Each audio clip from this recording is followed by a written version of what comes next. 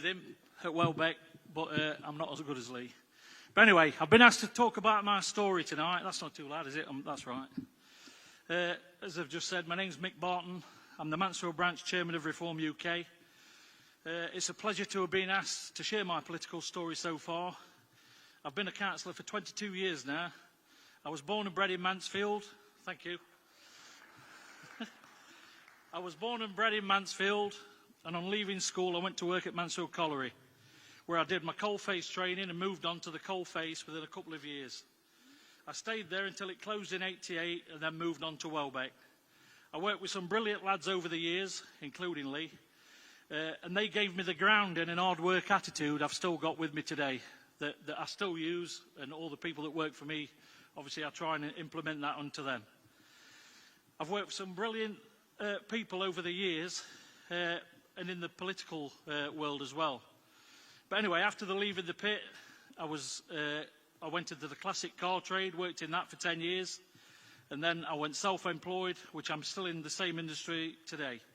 I also ran a local football team for over 20 years, player, coach, manager, kit washer, you name it, and we had many successes. I'm also heavily involved in the Royal British Legion in Forest Town, where I'm a councillor, and I've been elected the vice chair there as well.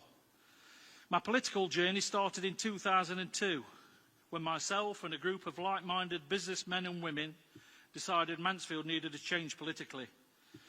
As the same Labour leader had been in group, and the Labour chairman, as it was then, had been in charge for 30 years. We began the Mansfield Independent Group. We collected 10,000 signatures to initiate a referendum and change the system at Mansfield District Council to an executive mayor set-up. We won the referendum and also the mayoral election after that. A year later, we ended 30 years of Labour control by taking full control of the council.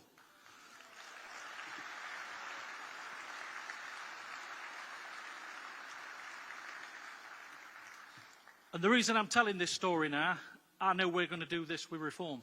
This were a local group of people from a town, and that's why we're all like-minded people here tonight. I know we're going to do the same thing. So anyway, and then we got lots of people elected. We took over a poorly run council that was massively in debt, and we looked at running it like a business, because we're all from business backgrounds, from an old raft of business backgrounds. We looked at what was necessary, and it had a subsidised bar, it had a mayor's limousine. We got rid of all that. As I say, we run it like a business. In the 4 years before we got in, from 1999 to 2003, the Labour Council then put up the council tax at a cumulative 54.21%. They probably took 26% in 1 year. So we obviously promised when we got in we were going to bring council tax down to a minimum, or as minimum as we could. In our first 4 years, we only put it up 10% over 4 years. So anyway, and then we took it from a poor-run council to a well-run council. That was official. In 2007, we won the mayoral seat again with an even larger majority, and I became chairman of licensing. And in these 4 years, we started building new council houses, which had never been heard of back then, and I still don't think it's been heard of now. We brought in over £90 million worth of investments. And in 2011, I became portfolio holder on the Cabinet. We regained the mayoral seat again and carried on forward the regeneration work and introduced an investment strategy which brought in millions of pounds that's still bringing money in today for the council. In 2015, we sealed the executive mayor's seat again for the 4th time with a majority, and I became deputy mayor. In the 16 years we're in control, we made 10 manifesto promises. We always managed at least 8 of those in all the times we came back into control, and I think that's why we got back in. And I think it's important for all you people out there that's thinking of standing as a councillor, whether it be district or mayor or county councillor, if you're going to make manifesto promises, make sure they're promises you can deliver. Thank you.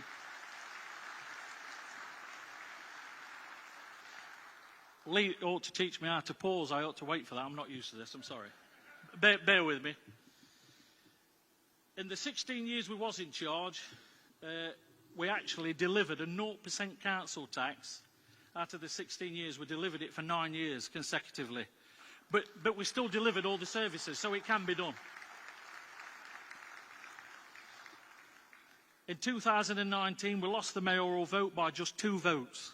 And I mean, that was heart-wrenching because a couple of independents left our group and stood against the mayor. But anyway, that's history now.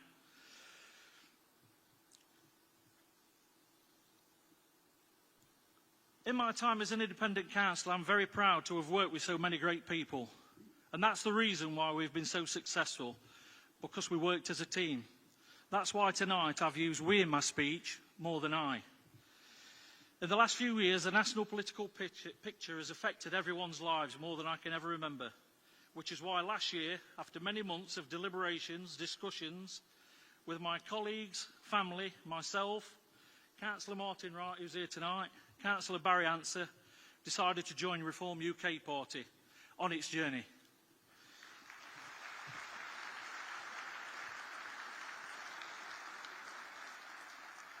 Thank you, I'm learning.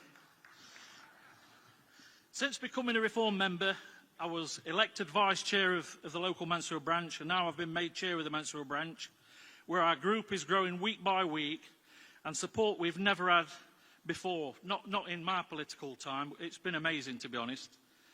I'm very excited about the future, and we all have Reform UK, and I'm sure this country, the regions, the districts will benefit greatly when more members are elected in any election. We need to stay close as a group, be passionate about what we do, and believe we can make big changes, and remember not to make any promises we can't deliver.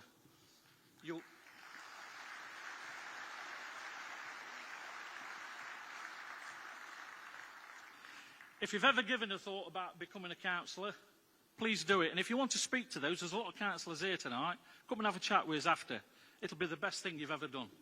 Because you're helping people and you feel like you're helping people. So if you're thinking about it, you know, put your best foot forward, as my dad always used to say.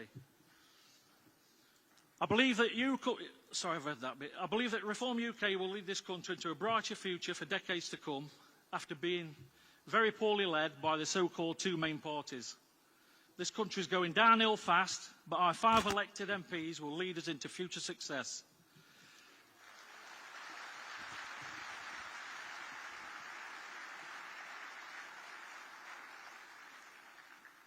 We all have the same values in this room, I'm sure. Family, community and country.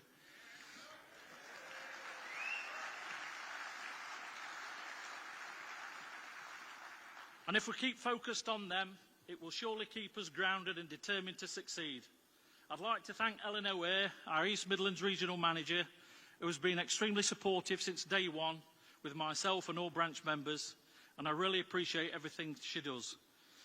I'd like to thank you all for coming tonight and listening to me, and I look forward to working with you, seeing you, and hopefully seeing a lot of you get elected and making a change to this country that we all love. Thank you, everyone.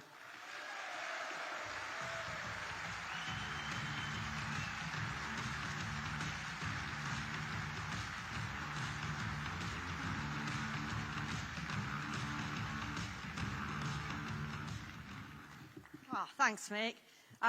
Ladies and gentlemen, I'd like to introduce our next speaker for you. This gentleman answered our call and has become our chairman for the North West Leicestershire. Please welcome to the stage Joseph Bohm.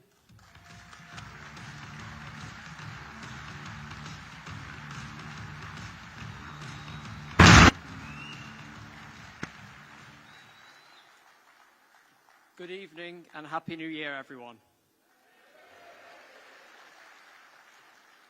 There isn't a political party whose core values align with mine more than Reform UK.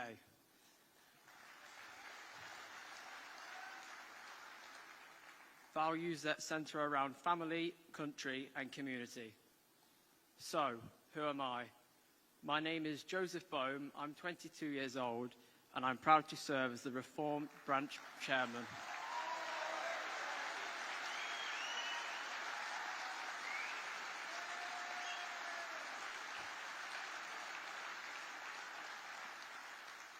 For North West Leicestershire. Just a few weeks ago, on the 10th of December, I was about to chair my very first meeting to get the North West Leicestershire branch up and running. Until this point, I'd never chaired a single meeting before, let alone anything close to that, and I'd certainly never spoken in front of 20 people all at once. I remember feeling just a little nervous, knowing that everyone would be looking to me to lead the meeting.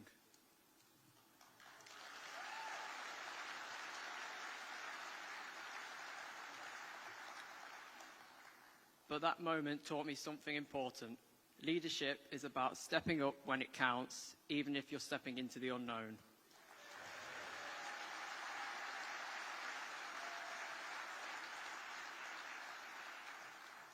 Luckily for me, it seems I did a good job at chairing my first meeting, and my branch is now moving forward at a good pace, ready to put up a fight at the county elections in May.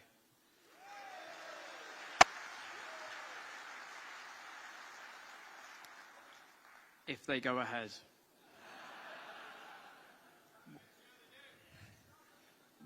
One thing I've always told myself is that the best way to get good at something is to just do it. You could prepare all you want, but until you're in the moment, taking action, that's when you really learn and see progress. And that's something I'm seeing with young people across the country right now. Many are realizing that if they don't step up and take action, the future they want won't happen.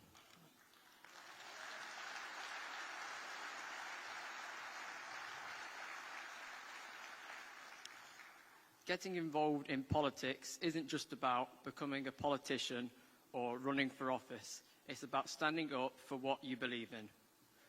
Whether it's campaigning for a cause, joining a local branch, or simply staying informed and voting, every action makes a difference.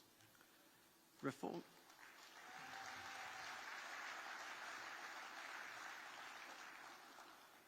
UK is the perfect place for young people because Reform focuses on practical solutions and tackling the issues that matter most. Reform UK stands for common sense and real change, values that resonate with the challenges young people face today. But it's not just about getting involved in the traditional ways. Young people have countless ways to make an impact, and one of the most powerful tools is social media.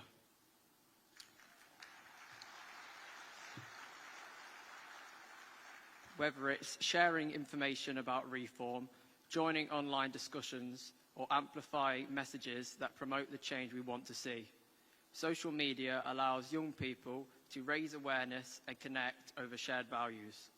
It's a space where they can challenge the status quo and spread the ideas that are important to them, ideas that might otherwise be overlooked in traditional political circles. Now, in order to truly see change, we need strong leaders who understand the challenges and aspirations of young people. And for me, one person who stands out in particular is Nigel Farage.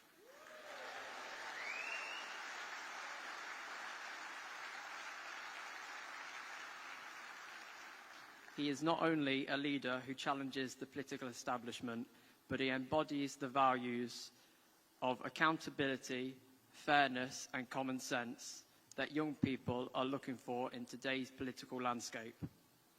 As a leader, Nigel has always been driven by the desire to bring real change, not just political rhetoric, and that's why Reform UK is the ideal platform for young people.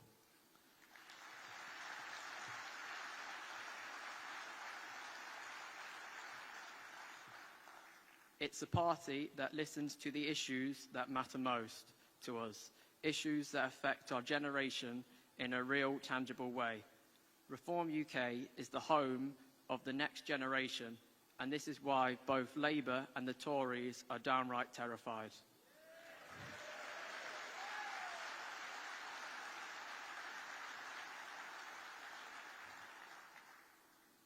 They know that the tide is shifting. They know we're building something that can't be ignored. Reform UK is committed to creating a fairer, more equitable society where young people have the opportunities and support they need to succeed. Young people today don't just want change, we want real, optimistic, patriotic change. We're driven by the belief that our country can be better and that we can make it better. This is why so many young people are joining Reform UK. They want a voice. They want to make a difference.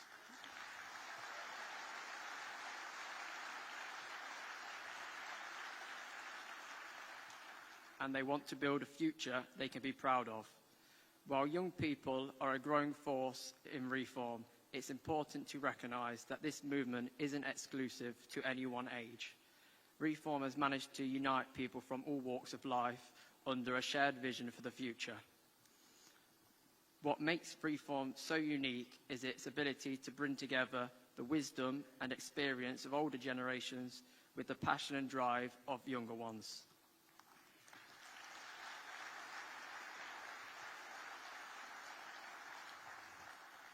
This blend of perspectives creates a movement that's forward-thinking while staying grounded in common sense and traditional values. At the same time, Reform UK respects the contributions of those who have come before us.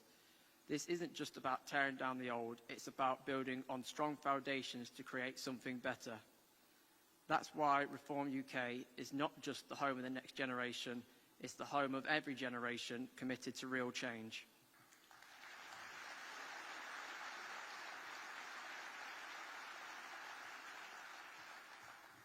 For young people like me, this party offers something no other political force does: hope.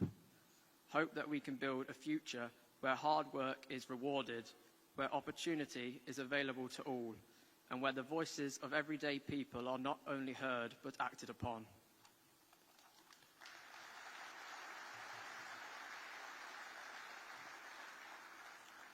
We're united by the vision to make Nigel Farage our Prime Minister.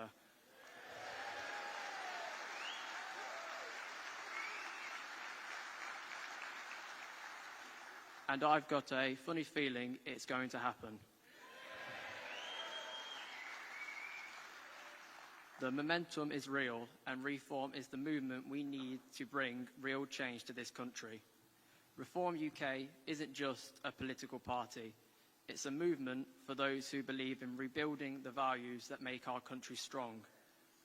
But this movement is nothing without people behind it. Every single person in this room has the potential to make a difference. Whether it's through volunteering, campaigning, spreading the message online, or simply casting your vote, your actions matter. We all know the road ahead won't be easy. There will be challenges, skepticism, resistance, and even attempts to dismiss us. But we're no strangers to overcoming the odds. History is full of moments where change seemed impossible until people stood up, spoke out, and made it happen. Reform is at the heart of that change today.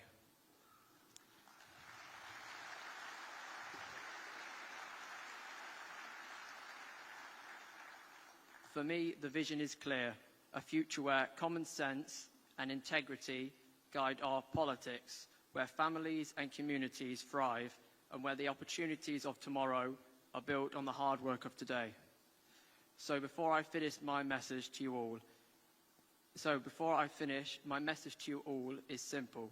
The best time to get involved was yesterday. The second best time is now.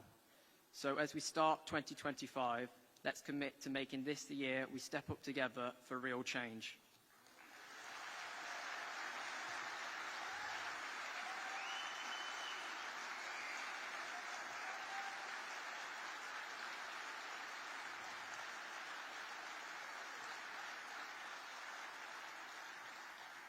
Let's make it the year where we show the establishment what a united movement can achieve. Thank you all for listening, and let's make this a year to remember. Thank you.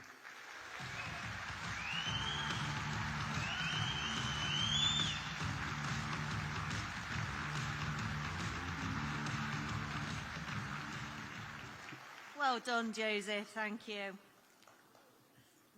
Our next guest speaker is our county organiser for Leicestershire. And please welcome, he was our general election candidate as well. Sorry, Andy.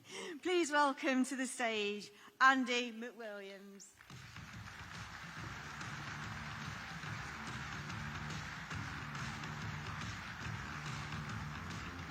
Good evening, ladies and gentlemen. Good evening, East Midlands. Thank you very much. Now, the last speaker was brilliant, wasn't he? Yeah. Big hand for North West Leicestershire's Joseph Bowen, please. Right, now, I've been told to hurry up, so I'm going to hurry up. Now, my name's Andy McWilliam. I'm the chair of Reform UK Loughborough, a joint county organiser with Bill Piper. Bill, are you here? There he is. Big hand for Bill. Okay.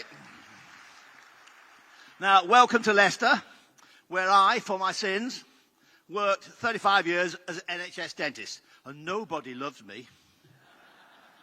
No. Oh, bless you. Thank you. Yeah. Anyway, a big thank you. And now, thank you also to Helen, who's doing a marvellous job. It's never easy. And I've done this job myself when the party was quite a bit smaller than it is now. So, thank you, Helen. And ladies and gentlemen, this is a professional team we've got running now, haven't we? Really professional. Yeah? Good, thank you. Now Leicestershire has history concerning the change of leadership in England, circa Bosworth 1485. And now, would you like your country back? Very good. Well, with you, the wider East Midlands, we want to cause another leadership change in this country, don't we? Very good. So, my duty this evening is to basically motivate you to get out there and help your candidates in the county council election in April. Polling day the 1st of May. So, the task in hand, besides what the candidates will want to do, is to basically personalise letters in personalised addressed envelopes to the voters via pre-arranged walk teams to deliver them. So you know, when you get the leaflets, the letters, you know where they're going to go. And then that's all the task is involved. There will be walk teams and they will deliver to postal voters in mid-April and to in-person voters in late April, obviously, before the election. Now, who here has experienced delivering letters, leaflets? Please, hands up. Very good. And those who haven't? Very good. About 50-50. Okay, so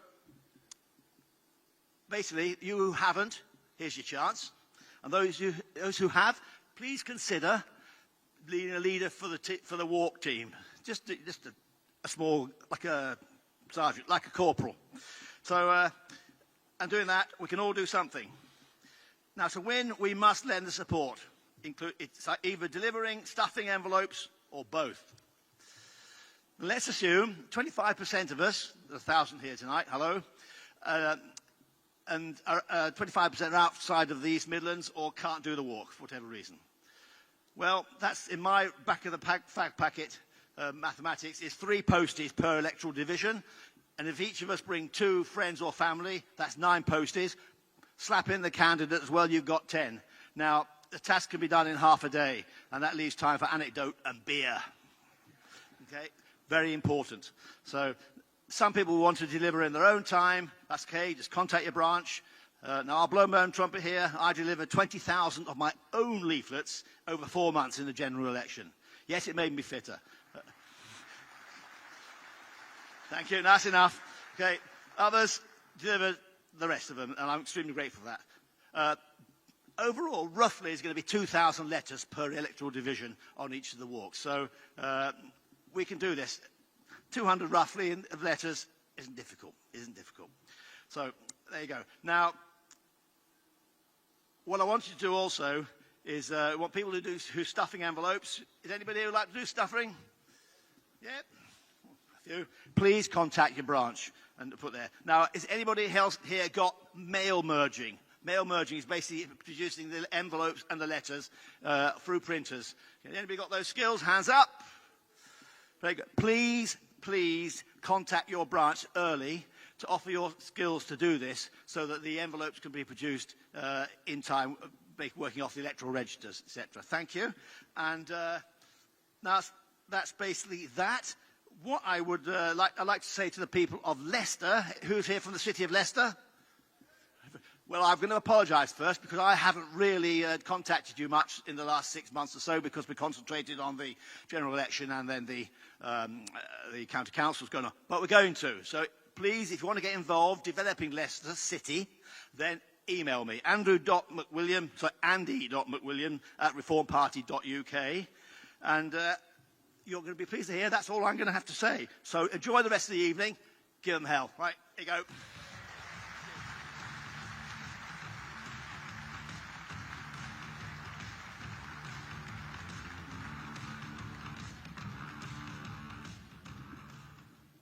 Ladies and gentlemen, our next speaker is a Derby councillor and was our first mayor for Reform UK. Please welcome to the stage Councillor Alan Graves.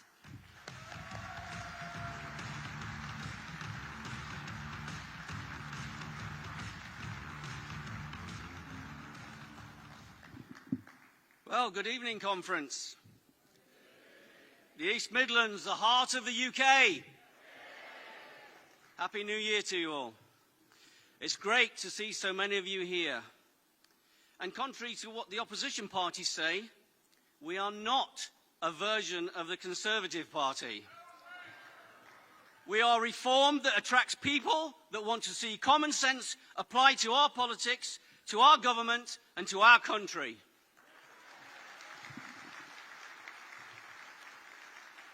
Reform has come a long way since its inception. I'm proud to have played a small part in the rise to those dizzy heights that we find ourselves in today. I remember back in the mid-2000s being inspired by Nigel Farage. He spoke my language, he spoke to me on many subjects, and he provided lots of information about the EU and what they were doing in our name and how our governments were bending over backwards. And it still is. At the time, I had been a Labour councillor. I put in there, wait for the booze. For more than a decade, and I had become disillusioned by the direction of the Labour Party. There's nothing new there. Developing my campaign skills, I persuaded voters to stop voting Labour and to vote UKIP. During the EU elections, we then got them to vote for the Brexit Party. And finally, I was the first person to be elected as a Reform councillor.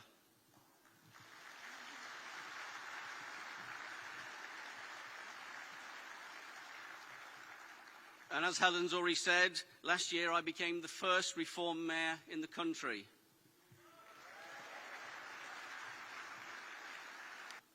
The impact that Reform MPs have had on the government and the country is immense. People are feeling uplifted by our straight talking, our questioning of decisions that deliberately go against the hopes of ordinary people. That is what Reform is doing, giving people hope. I firmly believe MPs of other parties have become trapped in their own ideology, ensnared by unhelpful civil servants and courted by the old mainstream media. But all that is changing. People have now had more confidence in voting for us. A big part of that was getting the 5 MPs across the line, despite our voter share that should have realised 70 MPs. The feeling on the doorstep is that the United Kingdom has been eroded by a series of Conservative governments and Labour governments. People have been let down year after year after year. Well, the country is ripe for some real positivity and general common sense. People need something to look forward to believe in and to hope for. And Reform offers that in bucket loads.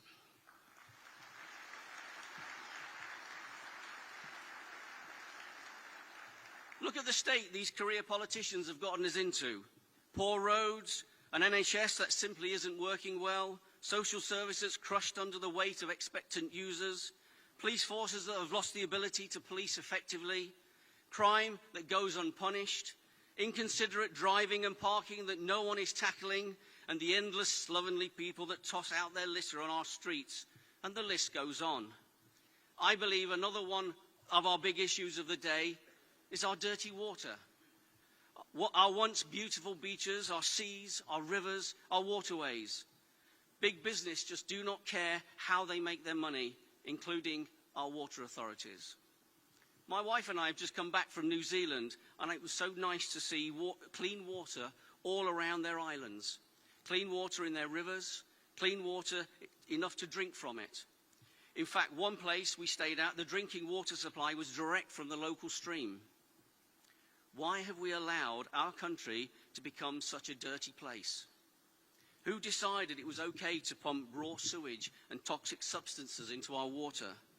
Ordinary people are fed up of it, and so should our MPs. In my ward, the River Derwent runs through it, and we have a place called Pebble Beach. It was a place where people, mainly children, played in the water, having fun. Now if you go in, you have to wade through lumpy toilet waste. It's absolutely disgusting. I read this week that someone believes that this has come about because of Brexit. What a load of poppycock. Their reasoning is that the EU monitored our waterways and fined anyone that breached their regulations. Brexit is not the cause. The cause is the inaction of the previous Conservative government and the new Labour government for not taking our sovereignty seriously enough. Our government has had the power to make our own rules and regulations up since 2016. Duh, that's their job.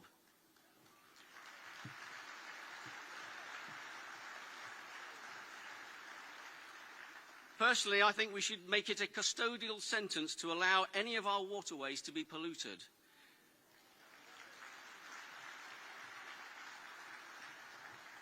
Now, fines are merely part of any risk and business strategy. They take it into account. However, if CAOs and those in charge were incarcerated, those risks would be taken far more seriously.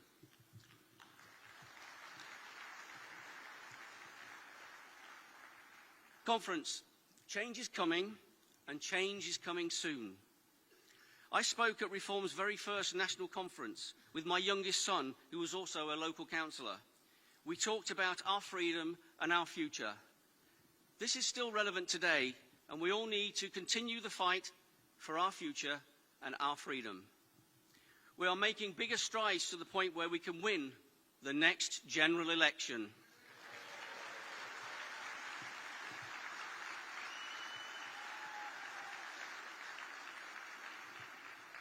That date is a long way off, but we need your help now to help with the success of the party. We need more councillors, and we need to fill as many seats on every ballot paper across the country with a Reform candidate. It is important to start taking over councils and introducing common sense into local politics, which in turn will help us to take more MPs to introduce common sense into Westminster.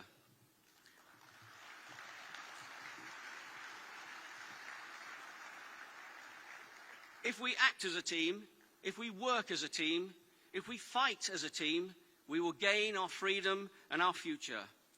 Let us not get complacent and assume everyone is voting Reform.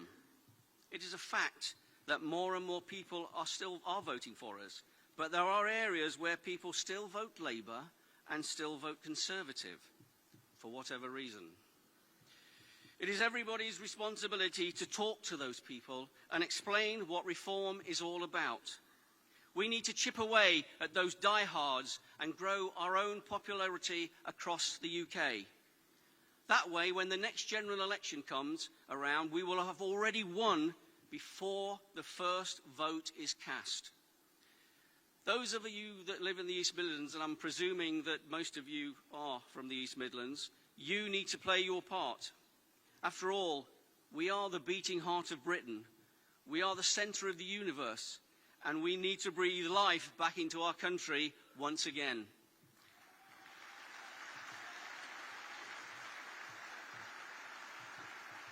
So, I'd just like to ask you, are you with us? Yeah. Great, let's get our freedom and future back. Thank you very much.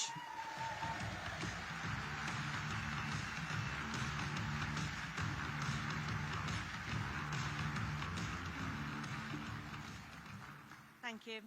Ladies and gentlemen, you have seen our next speaker on GB News. He is a writer, pollster and campaigner.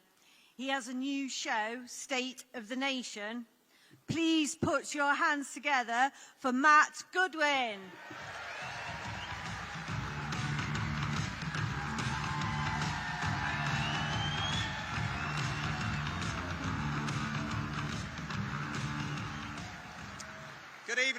Good evening, conference. Good evening. Happy New Year.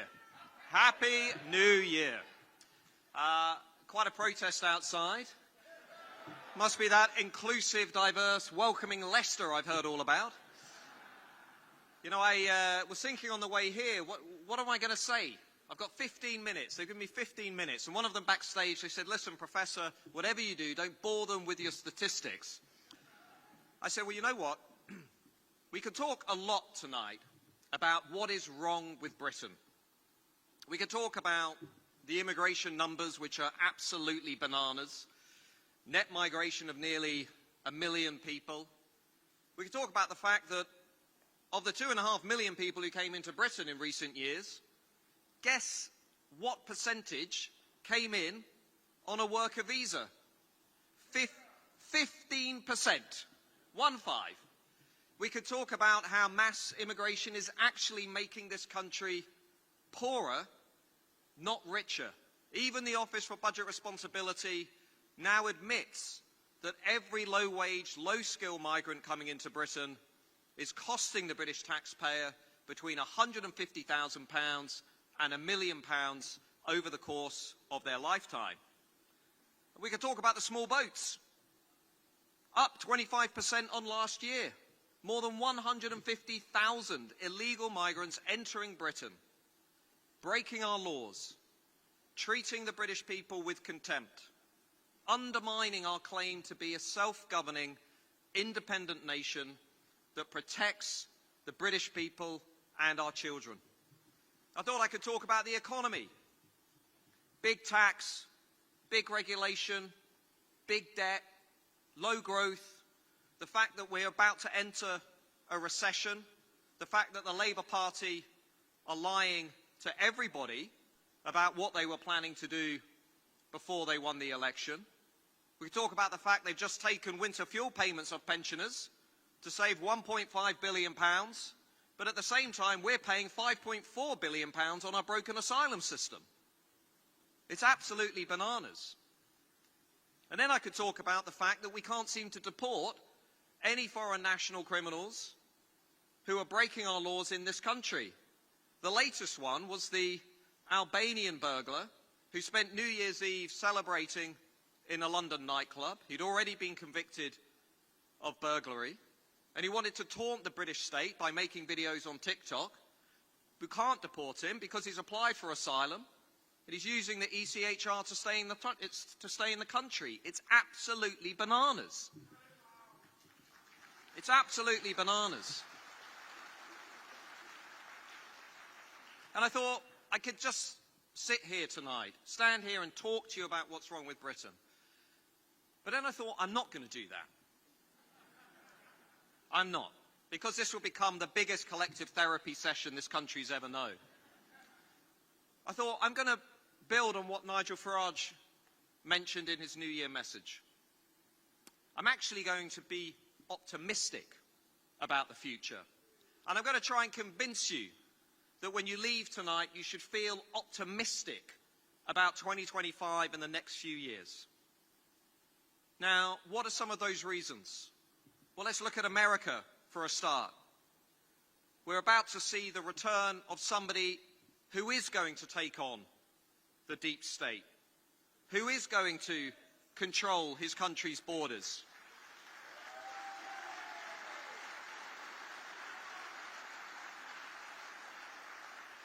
Who is going to bring down immigration? Who is going to tackle woke ideology?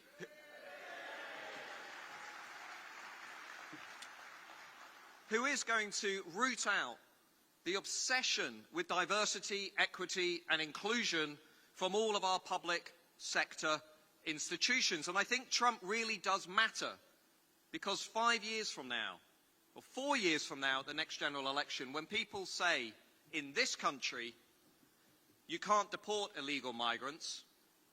People will be able to say, Donald Trump did it. You can't get rid of woke ideology from the institutions. Donald Trump did it.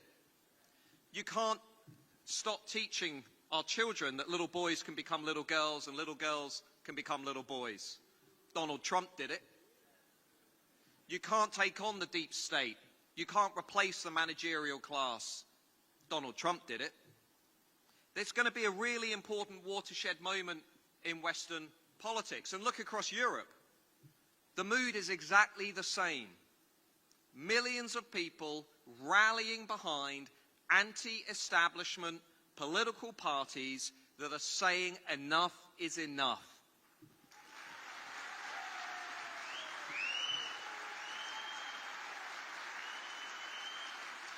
We don't want mass uncontrolled immigration anymore. We don't want our borders to be porous, to be open to people who we don't know. We don't know what they believe. We don't know where they're from. We don't know why they're coming. We don't want our children being told that they should be ashamed of the countries that they come from, that they should be ashamed of their history and their heritage and their cultural inheritance.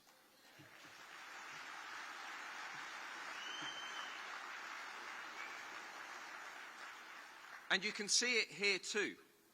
Let's be honest. You can feel the energy. Energy never lies. There is something happening out there in this country. You can feel it. That's why we're here tonight. That's why we're here. This party polled 14% at the general election a little over 5 months ago. It's on 25% in the national polls today. 25%. This party won 5 seats at the general election a little over 5 months ago. According to the latest poll yesterday, it's going to win 120 seats in the House of Commons.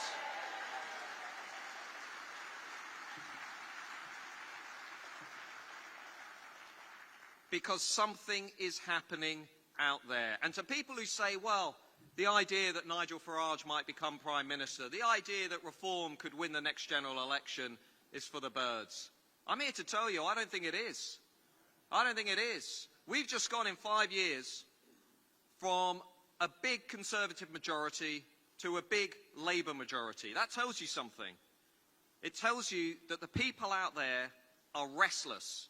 They're not tribally loyal to the old parties anymore. They're looking for change.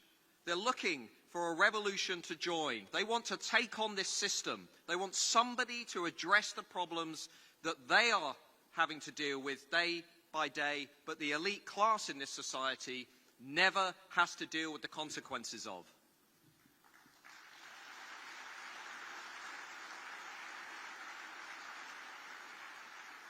So something is about to happen. And I think it's going to take a lot of people by surprise. You can even see it in the debate we've had over the last week on social media, the big debate about grooming gangs.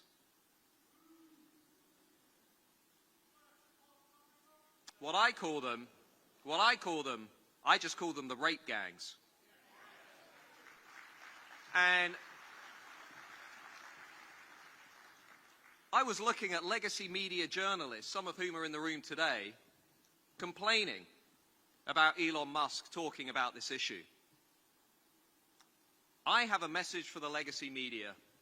If you'd been doing your job, if you'd been pursuing truth, if you'd been looking at what is happening in this country, we wouldn't need Elon Musk to intervene.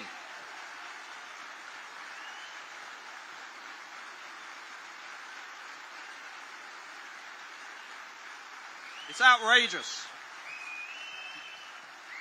It's outrageous. Elon Musk has done us a favor because now the truth is unavoidable. It's not about who said it first. It's about how we bring about change in this country to make sure that our children are protected and defended. And I can tell you this much. There was only one party at the last general election that was saying openly and proudly that it would deport dual nationals in this country convicted of the grooming of children, and that was the Reform Party.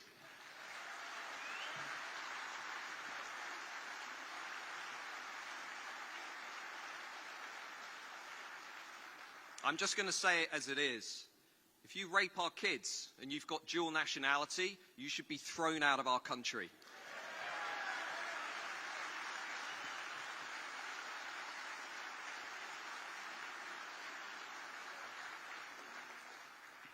Here's what I think we should do. I think we should do exactly what the Reform Party has said and what Nigel Farage said on X to Kemi Badenoch, I think only 2 days ago. We need a full national inquiry into this issue. We need to start naming and shaming public sector officials who turned a blind eye, who didn't take this issue as seriously as they should. We need an inquiry. We need to deport dual nationals. And this is my personal opinion, not the opinion perhaps of the Reform Party, I don't know. But I think we should have a monument in the heart of Westminster, like we have monuments for Grenfell or Windrush, a monument to the victims of the grooming gang scandal, so that the ruling class in this country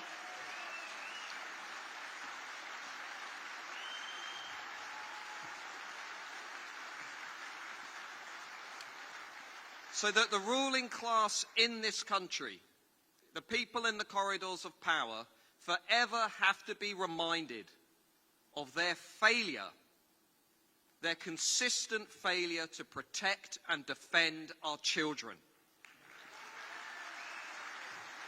So look, don't leave here tonight and feel pessimistic about the country. Feel optimistic. A revolution is coming. Change is coming. Millions of people like you are out there joining this political party. 166,000 people have become members of Reform. It's enormous. The polling is changing day by day. So let's leave tonight. Yes, we're worried about our country, but we are optimistic about the change that is coming. Let's do that change. Let's deliver that change together. Thank you very much.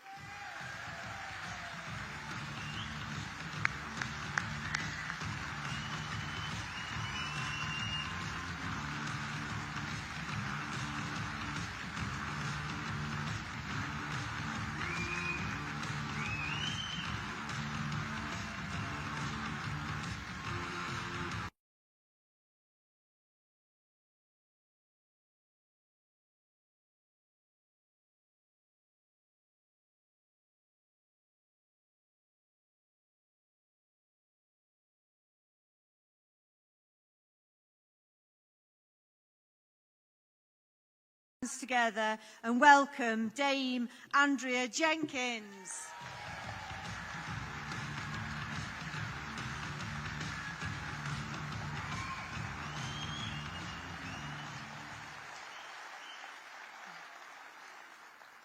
Believers in Britain, the People's Army. What a joy it is to be here this evening. And you can feel the energy, the bulldog spirit, you must agree. Now, do you know, it reminds me of these unforgettable days of Brexit. Now, have we got any Brexiteers in the audience? I'm in good company then. Now, like those glorious days of Brexit in 2019, you know, I can feel the energy building, I can feel the momentum, the optimism, and the buzz. Now, it's coursing through this movement. And we can see it in the packed halls here today. We can see it in the growing membership. I mean, the membership numbers. I mean, was you like me looking at Twitter on Christmas Day, Boxing Day, and being obsessed with seeing us overtake the Conservatives? Because I certainly was. Now, we also can see the sheer panic gripping Keir Starmer and the Labour government. They know that their time is up.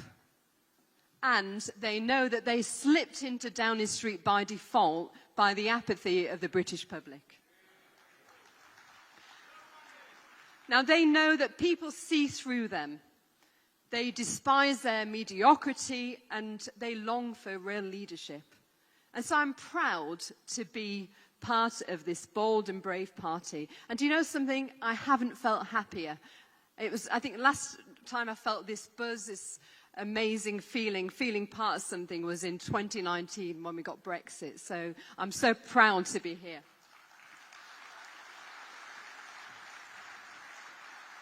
Now, I'm proud to stand with you, and I'm proud to hold Labour to account every single day.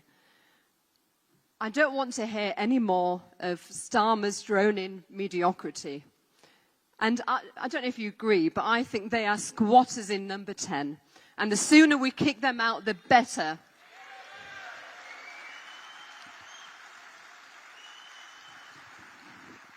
It's easier to hold it. Now, every day we are actually getting closer to that result. I mean, I feel it, do you? Now, thanks to you, the great British public, you care deeply about our country, just as I do. And every day, every hour, the People's Army is expanding. And as I said, it feels like 2019. Again, the optimism, the buzz, the energy. But do you know, this time it's different? We're not waiting in the wings. We're on the pitch and we're leading the charge, and we will save Britain.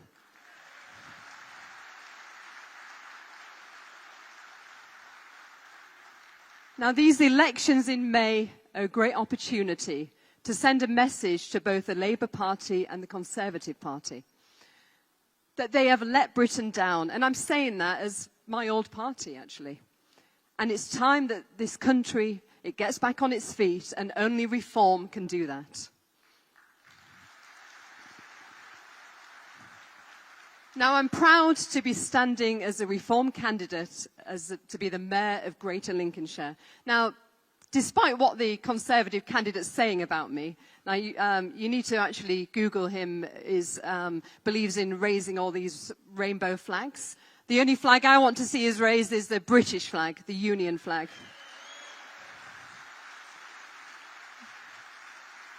Now, Lincolnshire is the place I went to school, college, university. I worked hard. I had my own business there. I taught children in local schools. And I was a councillor, actually, in the area where we've got our first MP in Lincolnshire, in Boston, our fantastic Richard Tice. So it's great to be back there. Now, I'm also the only candidate out of those who's been declared with Labour, Conservative, etc., who's got a footprint across the whole of Greater Lincolnshire. I'm talking about the north, the northeast, and Lincolnshire itself. Now, as Mayor, I would be responsible for 1.2 million people in Lincolnshire. Now, I want to see us become a blueprint for common sense and demonstrate that reform are ready for government. Now, this is why it's an important election. Now, in the coming weeks, I will launch my Common Sense Manifesto for Lincolnshire. And just as Elon Musk, have we got any Elon Musk fans in here? He's a man who I admire. And just as he is preparing to launch the Department of Government Efficiency in Trump's administration, I will form Lincolnshire's equivalent. I will root out the woke, the bloated spend in local government, and I'll ensure that British taxpayers' money is well spent.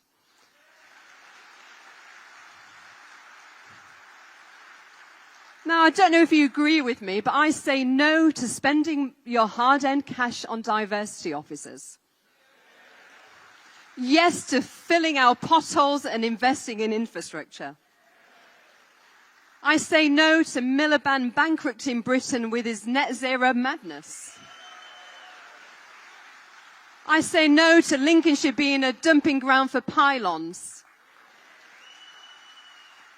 And I say yes to energy security and food security and investing in our robust flood defences in Lincolnshire. And I say no to a quarter of social housing going to migrants as it does in Boston. That's a quarter. And yes, to addressing the needs of local residents whilst ensuring fairness. We should be putting our veterans into these houses. Now, Lincolnshire needs a government that works for them, not against them. It's your money. It's taxpayers' money, and we must never, ever forget that. Now, that means cutting waste, streamlining bureaucracy, and focusing on what works. Now, I will bring common sense back to our country's energy policy, prioritising our people and our industries. Now, Lincolnshire needs a mayor who will not just trot out the party line. Now, for those of you who know me, I do not trot out the party line. I called for 2 prime ministers to resign when I was a Conservative Party member. Don't worry, I won't do that with Nigel. I think he's great. Now, we need a mayor who will shake things up, who will be bold, and actually, metaphorically, blow the doors off the cushy status quo. And I'm that person.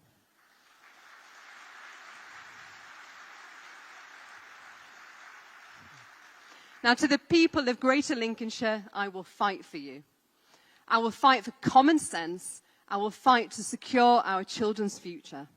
And I will stand up for our country's doers and strivers and ensure that we have low taxes.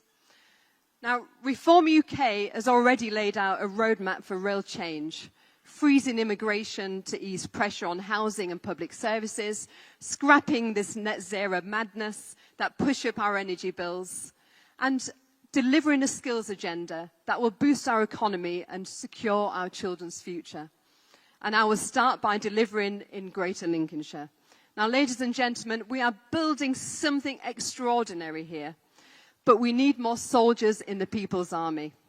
So if you believe in doing what we're doing, and you love this country as much as I think you do, then please don't just sit back there.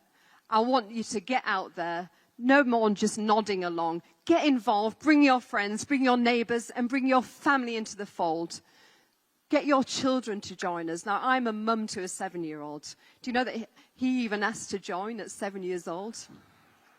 My beautiful little boy Clifford, who's named after my late father. And because, do you know something? Asking our children to join, it's an insurance policy for their future. Now, because this is not just a political movement. This is a fight for the soul of Britain. And together we can make the country great again. So let's stand tall, let's be brave, let's be bold, let's save Britain.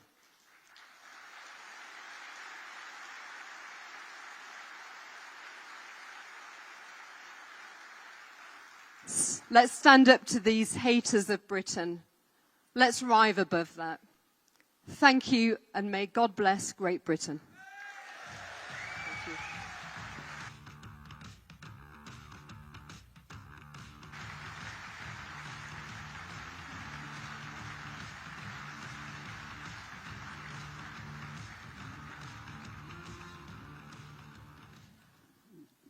Thank you, Andrea.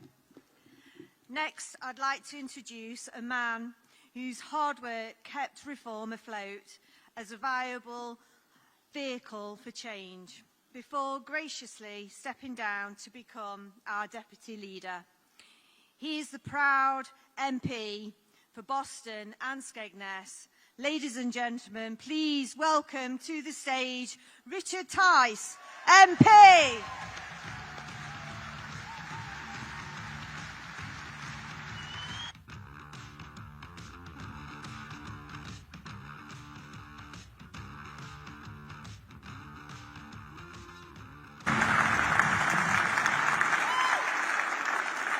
Anyone think you didn't enjoy Christmas?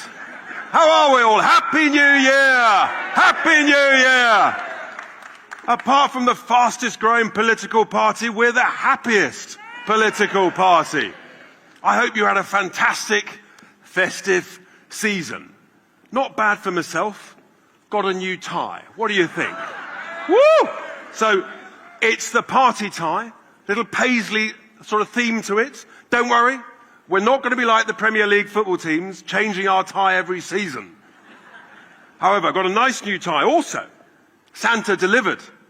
He delivered a nice new multicoloured mug for me.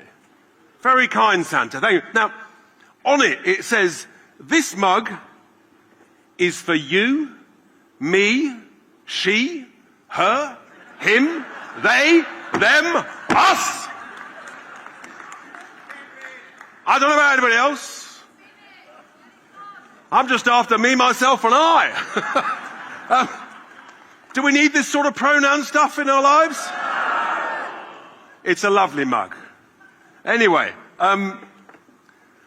New Year's resolutions. We're 3 days in. I'm just about intact.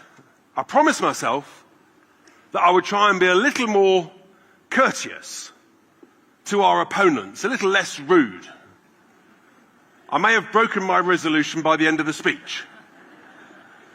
But I do need 2 carve-outs from this resolution for people I'm going to talk about later on.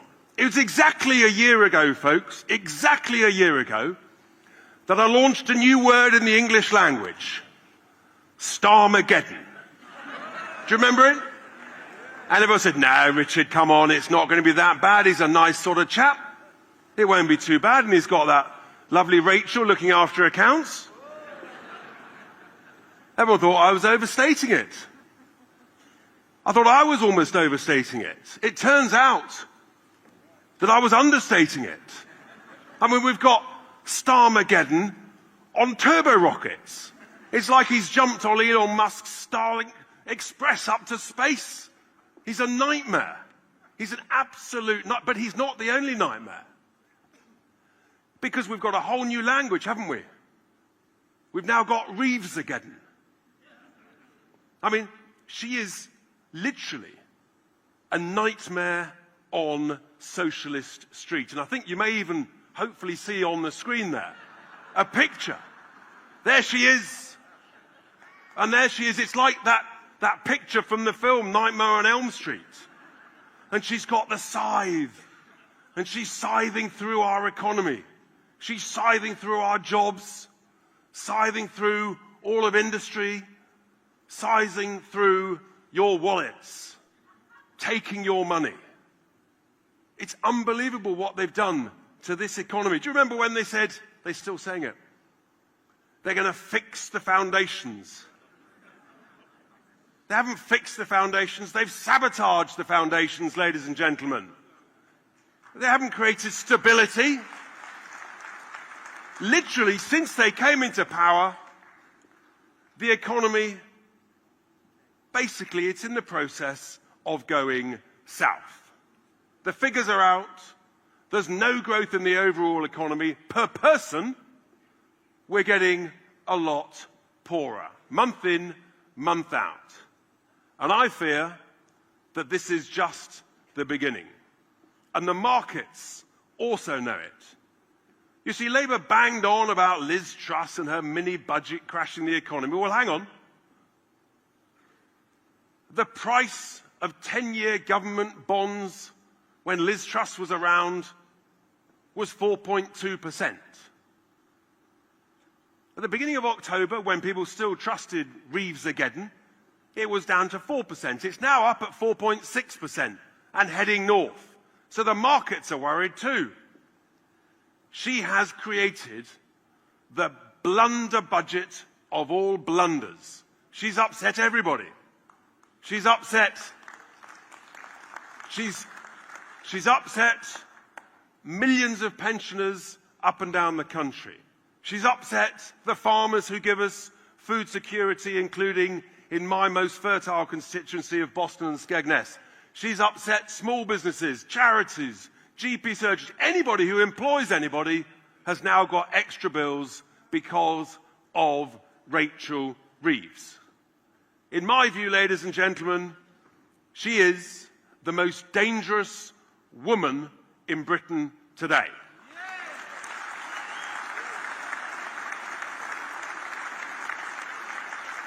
I mean, she's only been in the job 5 months. God knows where we'll be in another 5 or 12 months. But that's to come. She is in the process of destroying investment and growth in our economy. But it's not just our Rachel, is it? There's another one. He's there. I mean, you know, it's like they're a couple. You've got the most dangerous woman in charge of the money, and then you've got the most dangerous man in Britain in charge of energy. Yes, Red Ed, another nightmare on Socialist Street. Is he there? Is he on the picture? There he is, with his knife, scything through jobs, scything through the car industry, thousands of jobs being destroyed as we speak. He's already finished off most of the steel industry, and he's only just started. And what does this man want to do? He wants to carpet all of our glorious, beautiful countryside with 1 billion solar panels made in China. I mean, how stupid. They bang on about food security. How do you get more food if you cover it with solar panels that don't work when the sun's not shining, which regrettably is too often in our beloved nation? Oh, no, but that's not enough. No. No, he wants thousands of wind turbines to be put up on our beautiful countryside. And where are the wind turbines made? China. And if it's not China, then it's overseas. It might be Germany or wherever. What you get from this is, do you get the impression that the jobs are elsewhere? Do you get the impression that the money is going elsewhere? I checked just before I came on stage. In the last week, we've imported about 10% of electricity from overseas. In the last year, we've imported about 13% of our electricity from overseas. How is that energy security when you're reliant on people overseas creating electricity and sending it on cables that, who knows, Putin might decide to cut at any particular moment? And all of this when we're sitting on all of our glorious energy treasure under our feet, oil, gas, shale gas, all this stuff. Why do you think America's got electricity and gas prices about a third of ours? Because they use their own energy treasure. And our Wallies in Westminster, through their gross negligence, have decided to leave that treasure underground or under the sea. It's absolute, utter madness. So he is, without question, the most dangerous man to the British economy today. That's the bad news. But we have to be optimistic. We are the party of optimists, the party who believe that we can turn this around. And so I've got some good news. Might require a little patience. But it's only 4 years to go until the general election, folks! Are we going to win? You're not on form. Are we going to win? That's what we want to hear. Just look at what's going on. Oh, I nearly forgot. I'm sure Nigel will talk about it a bit later. But thanks, Kemi. You've done a great job. A year ago, I was thanking Rishi for his services to reform. I mean, these people, seriously. So that's the good news. 4 years and counting. But look where we are in the polls. No one believed it was possible. And you've got, as Matt said just a while ago, we're heading up now. 120, 150 seats. If there was an election tomorrow, it would be more. You know that. We know that. Everybody knows that. It is quite utterly remarkable. Now, back at the general election, I was criticised for our contract for what they described as fantasy economics. They said that my plan not to pay voluntary interest to enrich the city by paying interest on the printed money, we didn't need to do that. Well, they scratched their heads, they didn't understand. And then they looked again and they thought, blow me down. Tice is right. The Financial Times, The Economist, even Robert Peston. You know you're on track when Robert Peston agrees with you. Boo. No, dear Robert, we love him dearly. They had to admit that actually I was right. And then I came up with what I thought was a reasonable number for the cost of net zero. at about 30 billion every year. And the Department for Net Zero said, we don't recognise that number. That pompous response is when you know that you're pretty close to the truth. You're within a bit. Now we learn from the National Grid that actually I was undercooking it. The National Grid have said it's 40 billion a year for the next 5 years. So all of a sudden, the fantasy economics don't look so stupid. And then we come to the other one. I said you could cut £5 in 100 off all council and public sector spending. And they said, no, you can't do that. There's no waste in the public sector. I'm sorry? Guess what Darren Jones, the Chief Secretary to the Treasury, did 3 weeks ago or so? He wrote to all the departments in the public sector saying, Tice is right. Please save £5 in 100.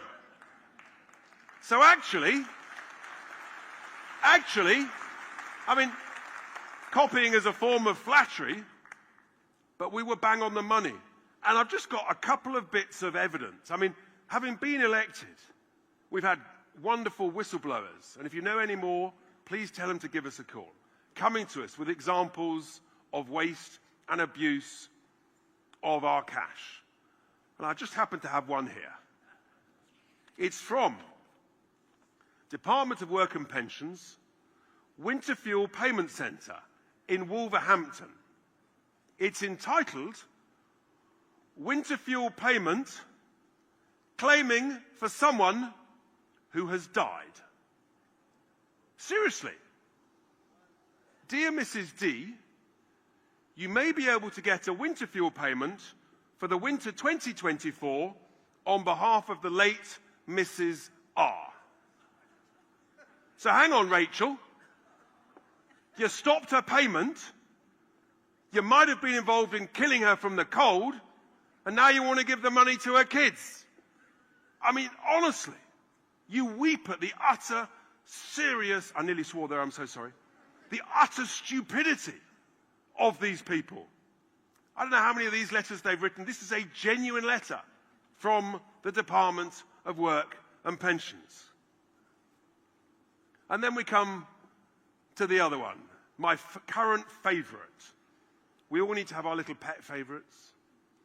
Some of you you may adore bats. I'm not personally a great bat lover, but each their own. I know they have a place in nature. But I need to ask a serious question, ladies and gentlemen. I'm not a great fan of HS2 either. I'd scrap the whole thing. But let me tell you one thing. Would anybody here spend £1 million on a small hut for bats? Anyone? Any takers? Would anyone spend £10 million on a bigger hut for bats? Can you believe that the bosses of HS2, they spent £100 million of our money on a bat shed?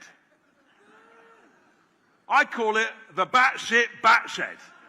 I mean, honestly, this is serious. I wrote a tweet, Dear Bats, I'm so sorry, we're a bit short of cash. I do hope you won't mind, but could you just pop the other side of the wood as opposed to staying where you were? Because we can't afford a £100 million bat shed. The boss of HS2 recently said he would do it again. Anybody involved in this decision should be fired. Gross, absolute negligence and waste of our cash.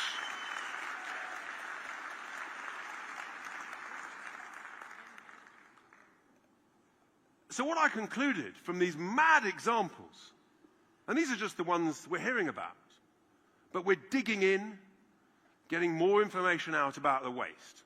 What I'm concluding is my £5 in 100 was a bit cautious. I think there's a lot more to go for. And I think you do too. We sense it wherever. The waste, the abuse, I'm afraid to say, ladies and gentlemen, the corruption. We know We know that the good news from all of this is that actually, whilst you've got all the gloomsters and the doomsters, the people who think we're just in managed decline, I believe with competence, with common sense, with all of your help and the other tens and hundreds of thousands of people who are now joining reform, the millions who voted for reform, the millions more who want to vote for reform, I believe that we can sort this out. Many of you will have been involved in businesses. A bad boss can ruin a good business in a couple of years. But the reverse is true. A good boss can rescue a business within 2 to 3 years and make it grow again. And that is the thing to hold on to, folks. Of all the challenges the country has got, and they are many, with the right courage, the right leadership, the right belief, the right passion, and the right patriotism, we can sort this out. I've absolutely no doubt, ladies and gentlemen, this is just the beginning. We're on a journey. It's an extraordinary journey.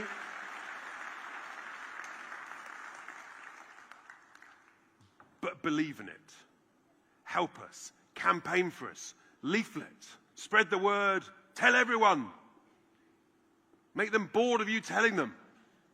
Because together, I absolutely know, ladies and gentlemen, we can make this country grow again.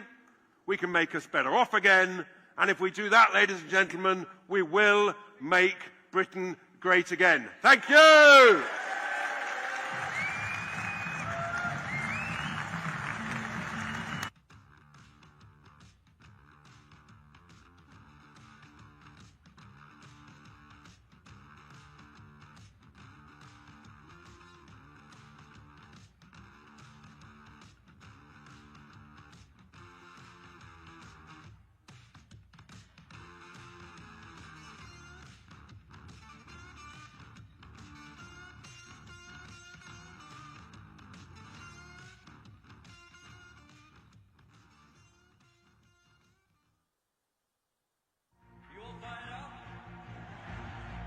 I'm Zia Yusuf. Let me tell you why I'm here. I love Britain. I love my country. It is time for us to stand up and write the next chapter in the great British story. Nigel Farage has asked me to serve as chairman of Reform UK. It is my honour to accept. I will bring all my energy, all my passion to ensure we achieve our mission of returning Great Britain to greatness. Our new chairman, Zia Yusuf, is professionalising the party at a speed never seen before in British politics. He's been charged with making this party an election-winning force. Ladies and gentlemen, please welcome our chairman, Zia Yusuf. We will turn this ship around. We will save this country. We will return Britain to being the poised and powerful country we know it can be. And we will leave a Britain for our children of which we can be proud. Thank you very much, Reform UK.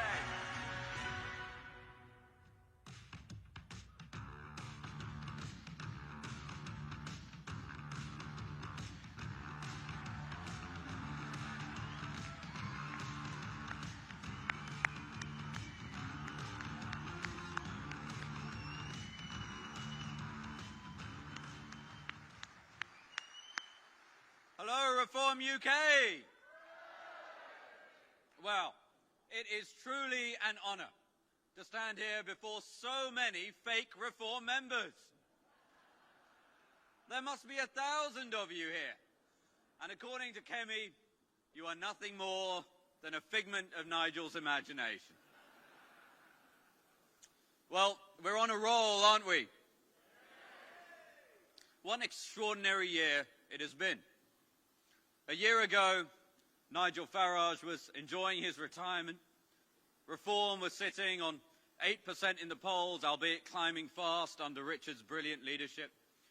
Rishi Sunak was still watching the boats penetrate our borders daily, choosing to do nothing. A year on, reform is talk not just of the UK, but of the Western world. We've captured the hearts and the imaginations of millions to whom we offer hope. We've opened over 400 branches across the country. We've risen to 23% on the average of the polls. And ladies and gentlemen, Nigel Farage is now the bookmaker's favourite to be the next Prime Minister of the United Kingdom.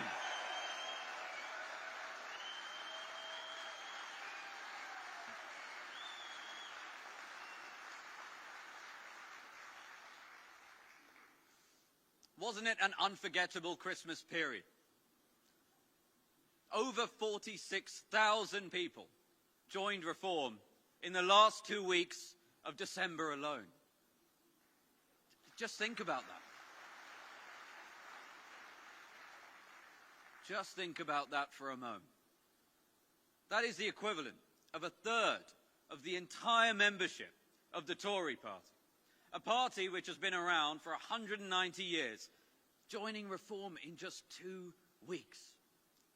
Something is happening in the United Kingdom, and it is giving hope to millions across the country.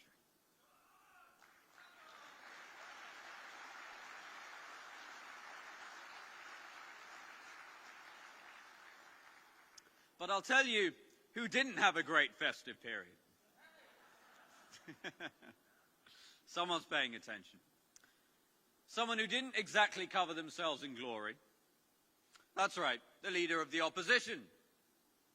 Inexplicably, she made the unwise decision to accuse us of faking our membership numbers. You know, she keeps calling herself an engineer. Perhaps she is, in the same way Rachel Reeves is an economist.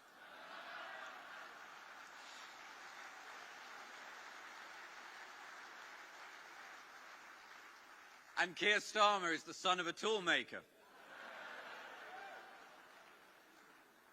Well, she's not a very good one, because she claimed that our ticker was fake. And that she knew this because she was, and I quote, monitoring the back end.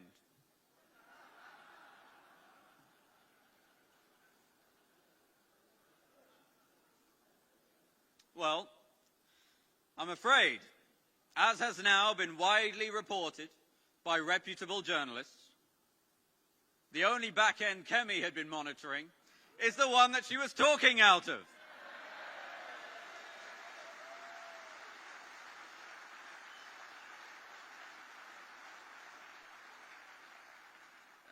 Had to be done.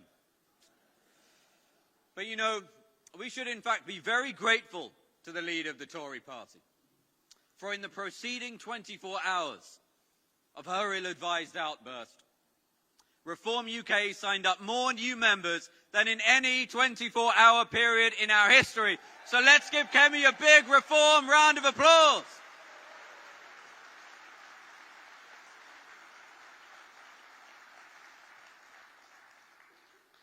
But on a serious note, we are gathered here because we know in our hearts that the country we love is in trouble.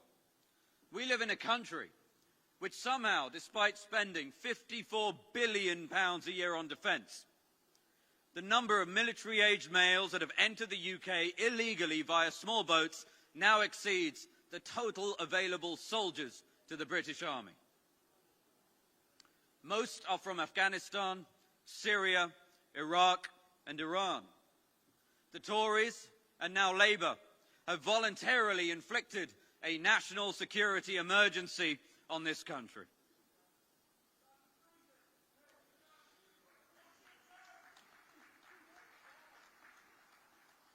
But change is coming.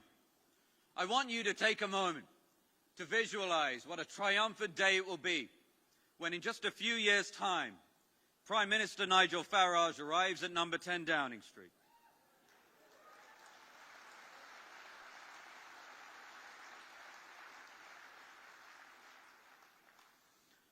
In his first act as Prime Minister, he will pick up the phone to the First Sea Lord and order His Majesty's Royal Navy to see to it that not a single unauthorised vessel crossing the English Channel makes it to the shores of the United Kingdom.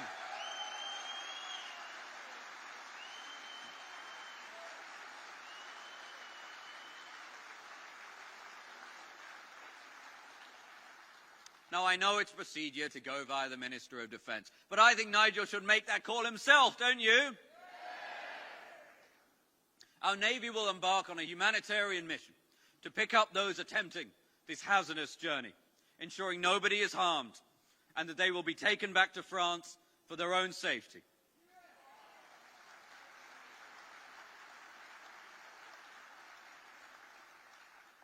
Under a reformed government, we will leave the ECHR and replace it with a British Bill of Rights.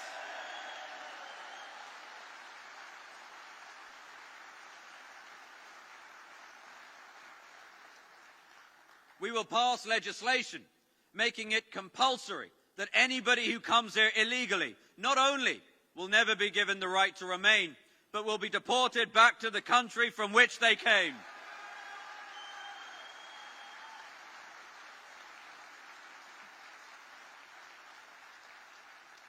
If your first act upon coming to this country is to break British laws, instead of being given free accommodation and phones, you will be removed promptly and efficiently.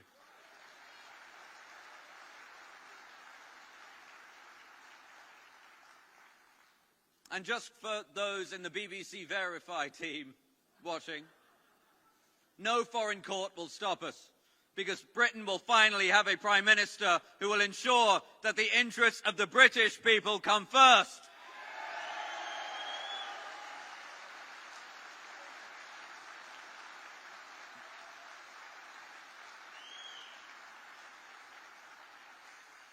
A reformed government will also do something that Labour refused to do and the Tories failed to do in their 14 years in government. We will ensure a full, independent national inquiry into the appalling crimes of the grooming gangs that have terrorised young girls in this country for decades.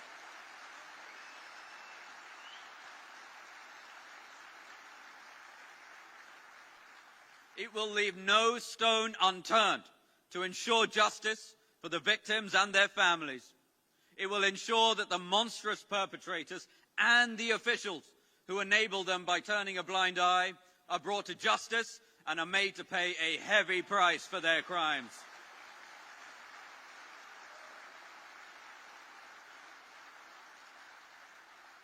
We will do the things necessary to heal this country because we're the only ones who can. Now, I've made a few jokes at their expense today, but it's no surprise that the likes of the Tories, Labour, the left-wing media look at reform's progress and think it must be fake. All their prior experience means that the level of cognitive dissonance fries their brains. All they've ever known is incompetence, division, defeatism, cynicism, self-serving corruption, resignation to manage decline. So when they're confronted with people like you, ladies and gentlemen, and people like us, when they're confronted with a Reform Party that is highly competent, that is patriotic, that is fast-moving and growing at explosive rates, they quite literally cannot believe their eyes.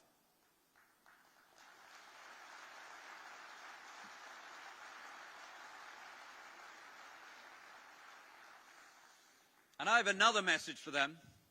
If you think Reform's membership growth is explosive, wait until you see what a Reform government will do to the British economy and real wages for British people. It is going to be something to behold.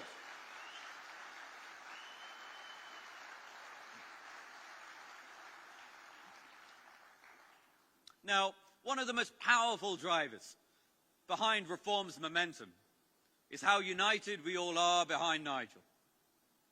Meanwhile, the Tories, they've had 5 leaders in 6 years. It's no surprise that Tory leaders are so weak and transient. They have to spend the majority of their cognitive capacity watching their own backs. Here at Reform, Nigel and the rest of our brilliant MPs and our team can focus all of our energies, 100% of our capacity, building a movement to make the United Kingdom a poised, prosperous and powerful country again.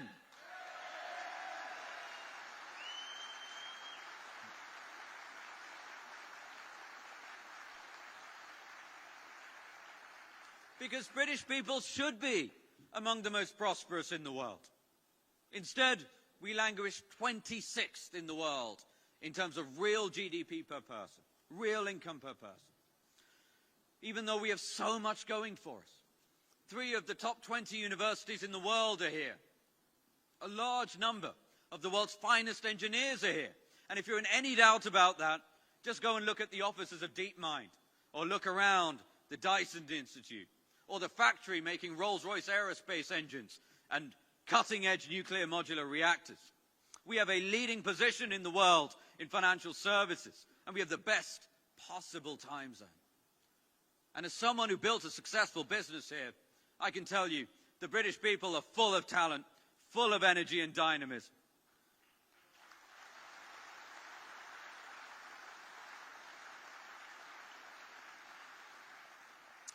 And despite successive governments' best efforts, the world's brightest and best continue to fall over themselves wanting to come here. Yet for them, we make it impossible.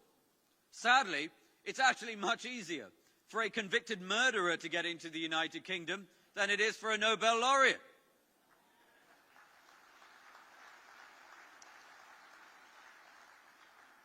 So why is it that the British people get poorer every year in real terms? It's down to the appallingly incompetent and Britain-hating political leadership this country has endured for decades.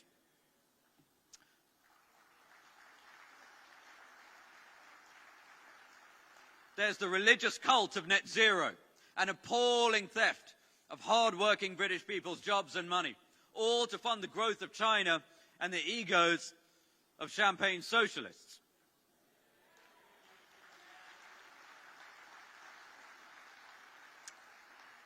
Speaking of which, I have a question for Boris Johnson and Ed Miliband. If renewables are so cheap, why have British people been forced to subsidise renewables to the tune of £90 billion over the last decade? That is £300 per household per year extra that they have had to pay in their energy bills out of their post-tax pay while they struggle to make ends meet. All to enrich renewable corporate shareholders. And given all they did was offshore the emissions to China and India, they did nothing to make the world cleaner. Make no mistake, this is one of the greatest heists on the British people of all time, and reform will bring it to an end.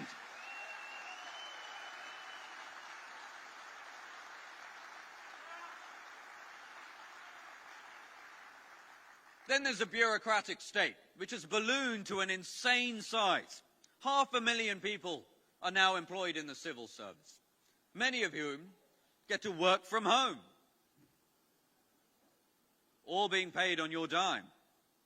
In the last 7 years, their burden on the taxpayer has rocketed by 50% to £15 billion. Well, I have some news for them. In the age of AI, with competent leadership, there's no reason that couldn't be cut in half and still deliver a vastly superior service to the British people.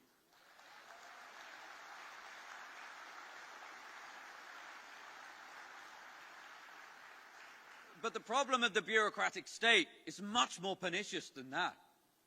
They act as a suffocating parasite, feasting on the dynamism and hard work of the British people.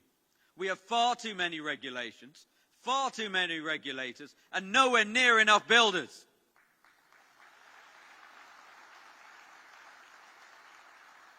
And that is why, when Reform are in government, we will demolish the unelected, unaccountable quangos and unleash the tidal wave of potential in the British people.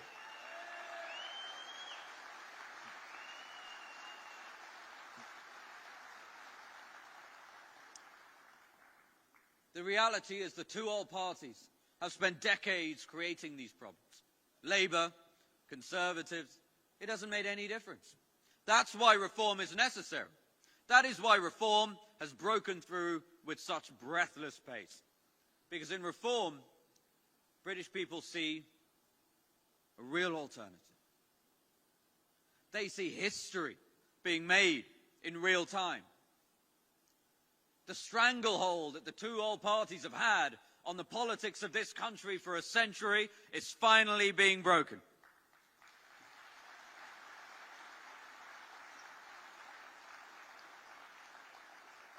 And you know, it is you, ladies and gentlemen, it is you who are responsible for that. And generations to come will owe you a debt of gratitude. Nigel gave his New Year's message from Blenheim Palace, famous for being the birthplace of Mr. Winston Churchill. Now, this is a man whose legacy has come under assault in recent years. People calling themselves teachers have sought to rewrite history and tarnish the legacy of one of the greatest Britons ever to have lived.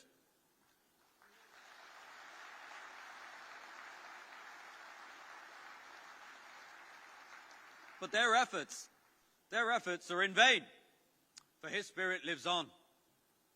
It lives on in the people in this room, those watching at home, the millions of reform supporters across the country who know in their hearts that the time has come for them to stand up and be counted in their country's hour of need.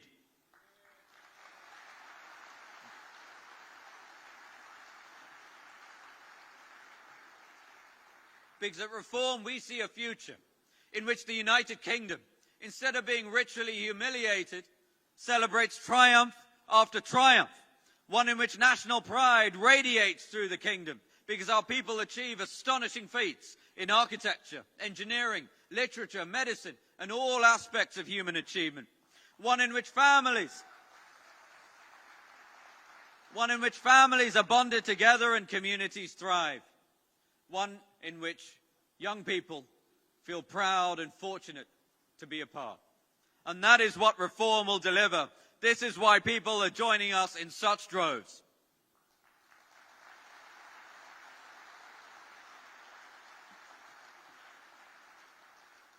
Now, we're 8 days away from the 6-month anniversary from when Nigel appointed me chairman of Reform UK. We've achieved a great deal together. Our membership has grown by 146%, from 68,000 to 167,000. 168,000 is the latest number. We've gone from 0 branches in the UK to over 400 branches across the country. And they're doing incredible work. We've gone from 14% of the vote share in the election in July to 23% in the average of the polls.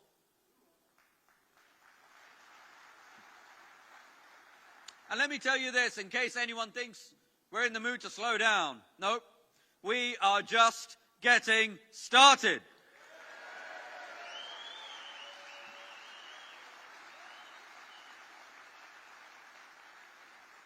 Now, it's a truism in life that momentum and trajectory are far more important than absolute position. It's true in business, and it's certainly true in politics. And thanks to all of you, ladies and gentlemen, Reform has all of the momentum in British politics.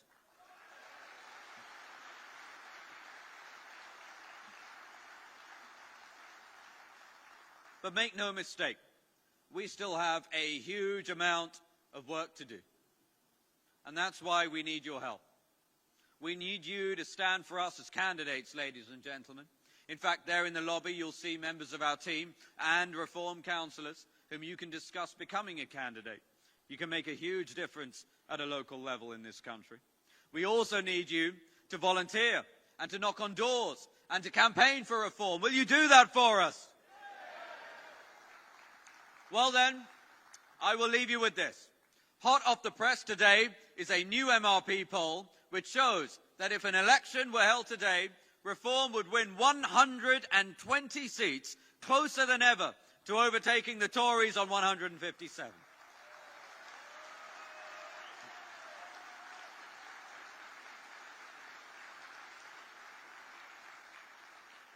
Just think about that. We've gone from 5 seats 6 months ago to polling at 120 seats, and we've done it in 6 months.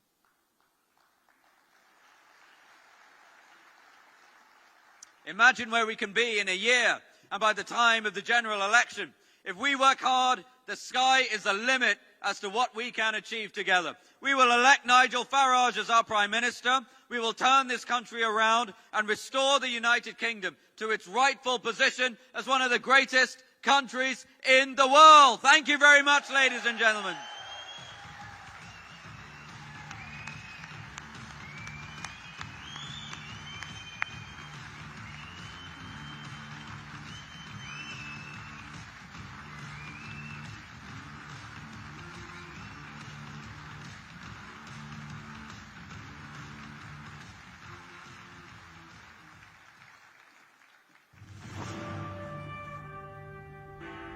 I now call the leader of Reform UK, Nigel Farage. We are the new kids on the block. We have no experience in this Parliament whatsoever, even though some of us have tried many times over the years previously to get here. So we can't judge you from working in this place, but we can judge you from the way the outside world sees you. Believe me, folks, this is just the first step of something that is going to stun all of you. Thank you very much. Nobody on the front bench has ever worked in private business. Nobody on the front bench understands what genuine risk capital is. Hard work is the only way anybody succeeds individually. And hard work is the only way we're going to have a chance as a country to turn any of this around. We are in much deeper trouble than anybody on either front bench dares to admit. You know, for a Labour Party that couldn't define what a woman was, couldn't define what a working person was, well, after today I'm pretty convinced they can't define what economic growth is. We believe that a society looks after its weak, but encourages everybody else to do the very best it can. We don't care about skin colour, we don't care about orientation, we care whether you share the values of this country. We care whether you obey the law. And we'll judge you on who you are. We'll judge you on who you are as a person. Isn't this what everybody wants? Is that what we're going to fight for? Can we make history? Are you going to be part of it? Thank you very, very much indeed.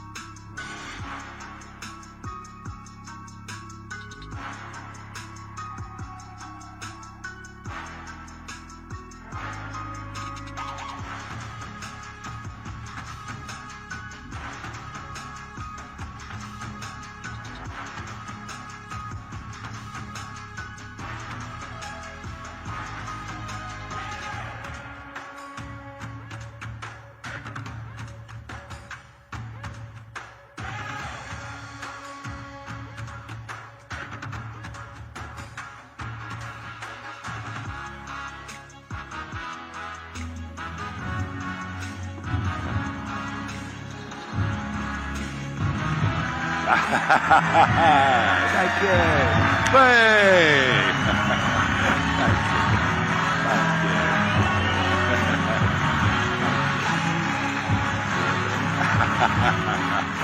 Amazing. Thank you. Thank you. Good evening, Leicester. You know, they say never begin any speech with an apology. But you know, we advertised this event for our East Midlands members. Within 48 hours, all the tickets had gone. And so I apologise to all those people who couldn't get in here. And that's before 50,000 people joined the party in the last 2 weeks of December. We're going to need bigger venues for the future, of that there is no doubt. And we're not only growing quickly, but you can feel the energy. You can feel the optimism. We are so far away from the uniparty, which is Labour and Conservative. I mean, look at Starmer and Reeves. I mean, they look like they go into a family funeral every day. And as for the Conservative leader, well, I'll come to that in a moment, actually. I've got to tell you, the last few weeks have been really exciting. It was a very tough phone call on the 23rd of December when I said to the young team in our London office, I'm really sorry, guys, but I think Christmas is cancelled. And they rose to the challenge. They were in the office till 10 o'clock on Christmas Day night, getting graphics, getting videos ready, because I just knew that over the Christmas Day and Boxing Day period, people would be sitting around the table, lunch or dinner, with family, with friends, down the pub, wherever they went, and reform would be a topic of conversation.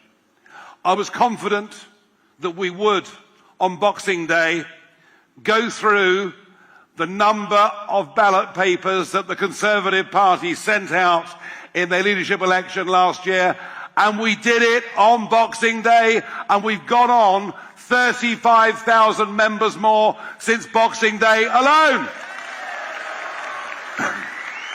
And it is something we can be very proud of, something we can celebrate, but let's keep it going. Now, all of that was wonderful until about 5 o'clock on Boxing Day afternoon, when a certain individual decided to take to X and put together a complex 5 series of tweets with misspellings and ranting conspiracy theory. Now, the person that put these messages together that said that the Reform live membership ticker, have you been watching the Reform live membership ticker? I get up at 3 o'clock in the morning just to find out how we're doing. No, some wild ranting conspiracy theorist put out on X that somehow we'd fiddled the numbers and that these were all fake members. And the extraordinary thing is the person who did this, whether they were in wine or not, I don't know, but the person who did this was the leader of the Conservative Party, one Kemi Badenoch. Now, I don't take kindly to being accused of being dishonest. You can call me many things, and people do, and that's fine. But don't call me dishonest. I'm not, and I never, ever have been, and I won't put up with it, and I won't take it, and nor should any of you. So, I gave her an opportunity to apologise for what has now been thoroughly disproven in the media, and she's chosen not to take the opportunity. Although, that's not surprising. She's not exactly known for her charm. So what to do? What to do? Well, it's all well and good saying sue her, but you have to prove actual harm. She hasn't harmed us. She's given us tens of thousands more members.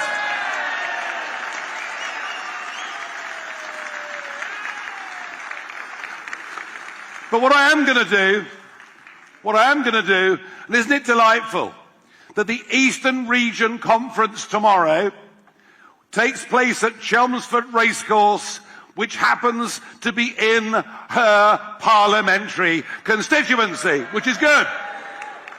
And better than that, on the 31st of this month, we've booked a big venue, and I'm going to invite all our members and supporters in North West Essex to come along, to meet me, to have a photograph, And we already have 800 supporters in her constituency, nearly 400 of whom have signed up as members.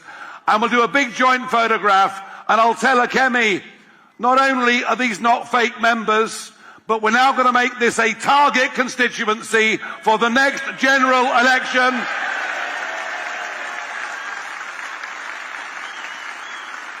You had your chance. You accused me of being dishonest. You had your chance to apologise. Well, now the gloves are off. So why is it that this party is on the up the way that it is? Why is it there is the optimism in this room?